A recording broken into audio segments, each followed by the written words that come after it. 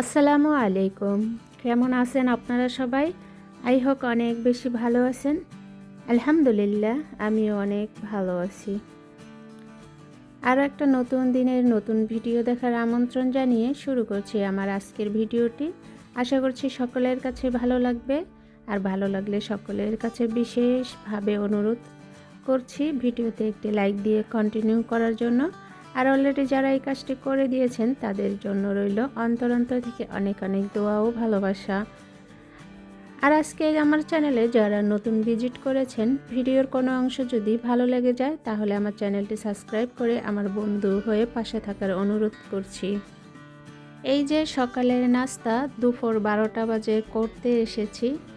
তো এটা তো আমার প্রতিনিয়তই হয়, কারণ আমি সকালের কাজ সেরে তারপরে নাস্তা করি। যেহেতু সৌদি আরবের টাইম 10টা বাজে ঘুম থেকে উঠে সমস্ত কাজ সেরে সকালে বাড়িঘর মোছা, এই ক্লিনারের কাজগুলো করে তারপরে নাস্তা করি। তো আমি আর আমার ম্যাডামের বড় ছেলে দুজনে নাস্তা করব। তো এখানে ফ্রোজেন পরোটা এনেছিল অনেক আগে, সেটাই ভেজে নিচ্ছি। আর দুধ চা বানাবো, বানিয়ে নিয়েছি। তো পরোটা ভাজা হয়ে গেছে। তো এবার ম্যাডামের ছেলের জন্য একটা ডিম ভেজে নেব। তো আজকে দুধ চা দিয়ে পরোটা খাবো, সাথে ডিম ভাজাও আর কি করে নেব। নাস্তা শেষ করে অনেক কাজ আছে আজকে বাসায়, তো সেই কাজগুলো করতে হবে।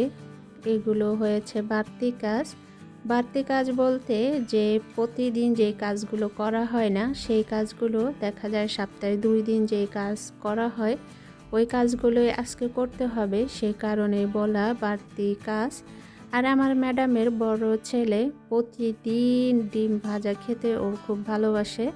ও ডিম সিদ্ধ বা অন্য কিছু ডিমের খাবে না, ও ডিম সিদ্ধ পছন্দ করে না। ডিম ভাজা আর রুটি বা পরোটা, তাও একটার বেশি 1.5টাও খায় না। একটার বেশি অর্ধেক যে আমরা বলি 1.5টা, ওই 1.5টাও খায় না। তো একটাই খাবে। তো ওকে একটা ডিম ভেজে দিয়েছি, আর এই যে পরোটা ভেজে নিয়েছি, তো সেটাই ওকে দিয়ে দিচ্ছি। তো এবার আমার জন্য নিয়ে নেব।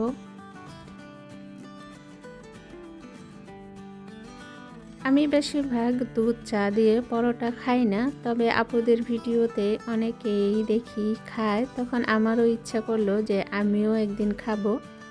তবে দুধ চাটা প্রতিদিনই দেখা যায় 1 থেকে 2 বার খাওয়া হয়, কিন্তু পরোটা দিয়ে কখনো খাওয়া হয় না, খুবই কম।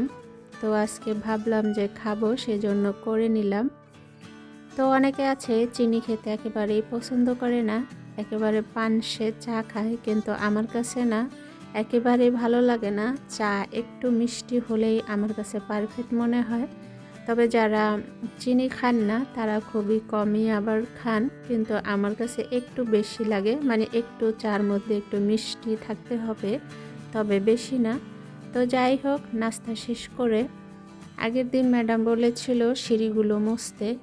তো সিঁড়িগুলো বেশি একটা ময়লা হয় নাই, যেহেতু কালো দেখা যায় যে বাচ্চারা সিঁড়ি ধরে ধরে যখন ওঠে তখন আর কি হাতের ছাপ পড়ে যায়।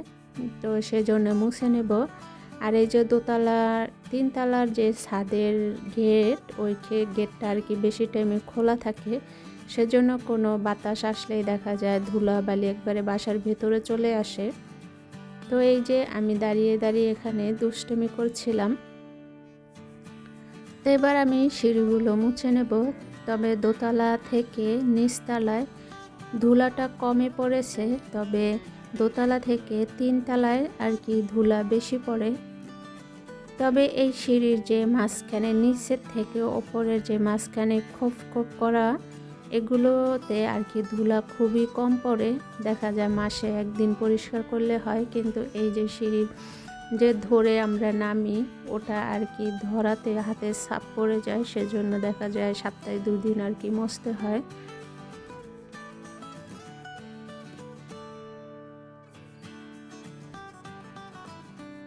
আসলে আমি ভিডিও ভয়েস দিতে আসলে কি বলবো সেটা ভুলে যাই, আর যখন ভিডিও করি মনে হয় তখন যদি ভিডিওর সাথে সাথে কথা বলি তাহলে অনেক কথাই বলা যায়।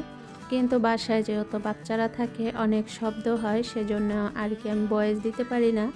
আর তখন সরাসরি ভয়েস দিলে দেখা যায় আবার কথা ভুলে যাব, মানে কোন কথা কোনভাবে বলবো, সেই কারণে আর কি পরে দেওয়া। আর পরে দিলে তো কথা মানে ভুলে যাই। যাই হোক, তারপরে এই যে দোতলা থেকে আমি সিঁড়িগুলো পরিষ্কার করতে করতে নিচে নেমেছি, আবার নিচ থেকে পরিষ্কার করতে করতে আবার দোতলায় এসেছি। তো সিঁড়ি পরিষ্কার করে চলে গেছি বাহিরে যে একটা রুম আছে, তো সেই রুমটা পরিষ্কার করব। সাথে দুটো বেসিং আর আছে একটা ওয়াশরুম। তো এখানে আমার কোকিলের ভাই এসেছে, সে এখানে ঘুমায়। তো এদেশে শীত আর গরম নয়, অনেক বেশি ধুলা পড়ে, মানে ধুলারই বাড়িঘর মনে হয়।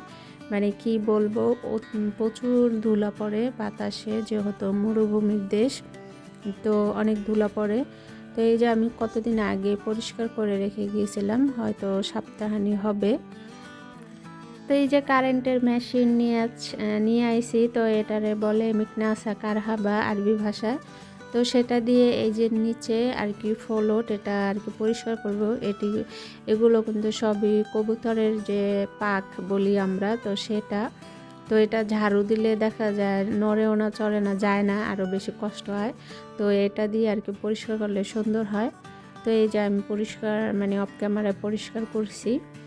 আর বেসিং, তারপর ওয়াশরুম, এগুলো পরিষ্কার করা হয়ে গেছে, কিন্তু রুমের ভিতরে পরিষ্কার করি নাই। রুমের ভিতরে পরিষ্কারই আছে।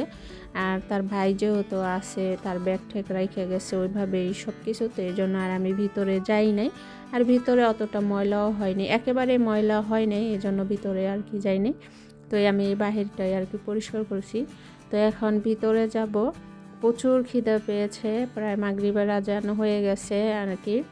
তো খিদে পেয়েছে, তো আজকে বাসায় রান্না করিনি, সবাই বাহিরেই খেয়ে নিয়েছে বলতে সবাই বাহিরেই আর কি খাবে। তো আমি বাসায় একা খাবো, তো আমাকে বলছিল, তো আমি যাইনি। কারণ বাহিরের খাবারের চাইতে আমার মনে হয় বাসায় লবণ দিয়ে ভাত খেলে আমার কাছে খুব ভালো লাগে। কারণ বাহিরের এই দেশের খাবার আমার একেবারে পছন্দ না, সব খাবারই মিষ্টি আর কি। তো কি খাবো, তো আগের দিন ভাত রান্না করেছিলাম, তো সেই ভাত আছে। আর ভাত, দুধ আর কলা দিয়ে খেতে কিন্তু আমার কাছে খুবই ভালো লাগে, ছোটোবেলায় অনেক খেয়েছি। তো সেটাই আজকে খেয়ে নেব। তো এই যে দুধ গরম করে নিয়েছি, পাউডারের দুধ না, লিকুইড দুধ। তো আর এই যে কলা নিয়েছি। তো এটা আমি আর কি দুপুরের খাবার, তো মাগরিবের পরে আর কি খেয়ে নেব। তাও রাত্রে কি খাবো আসলে এখনও জানি না। তো যাই হোক, তারপরে খাবার দাবার শেষ করে তারপরে একেবারে চলে আসছে রাত্রে। তো রাত্রে বাচ্চারা বলতেছিল ভুট্টা ভাজার কথা, মানে ওই যে পপকর্ন, আর এই দেশে বলে ফিশার। তো সেটা ভাজবো আর আমার জন্য চা বানাবো, রং চা আর কি। তো খাবো রাতে, দুই বাচ্চা আর আমি। এই যে পপকর্ন ভাজার যে একটা শব্দ, এই শব্দটা কিন্তু অনেক ভালো লাগে, কার কাছে কেমন লাগে জানি না, তবে আমার কাছে খুবই ভালো লাগে। মানে এত সুন্দর একটা শব্দ, খুব ভালো লাগে আমার কাছে। তো যাই হোক, তো এই যে ভুট্টা ভেজে তারপরে যেদিকে আবার চা বানাবো, সেই জন্য আর কি পানি গরম দেব। তো ভিডিওটি আজকে এই পর্যন্তই রাখবো। আগামী ভিডিও দেখার আমন্ত্রণ আগে থেকে জানিয়ে রাখলাম। সবাই ভালো থাকবেন, সুস্থ থাকবেন, অবশ্যই আমার জন্য দোয়া করবেন। আর আমি তো আপনাদের জন্য অনেক অনেক দোয়া করি। আমরা সবাই সবার জন্য দোয়া করব, সবাই সবাইকে সাপোর্ট করব ইনশাআল্লাহ।